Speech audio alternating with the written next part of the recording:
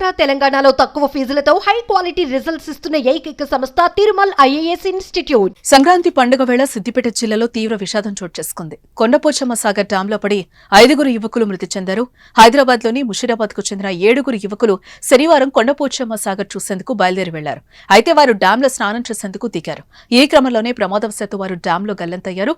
ఇది గమనించిన స్థానికులు వారిని రక్షించే ప్రయత్నాలు చేశారు. కానీ అప్పటికే 5 యువకులు మరణించారు. మిగిలిన 2 సురక్షితంగా బయటపడ్డారు. మృతులు ధనుష్, లోహిత్, దినేశ్వర్, సాహిల్, జనిత్ గా గుర్తించారు. అయితే ఈ ప్రమాదంపై సమాచారం అందుకున్న పోలీసులు అక్కడికి చేరుకుని సహాయక చర్యలను పర్యవేక్షించారు. ఈ ఘటనకు గల కారణాలపై దర్యాప్తు చేపట్టారు. అయితే యువకులు సెల్ఫీ తీసుకునే క్రమంలో ఈ ప్రమాదం జరిగినట్టుగా వార్తలు వస్తున్నాయి.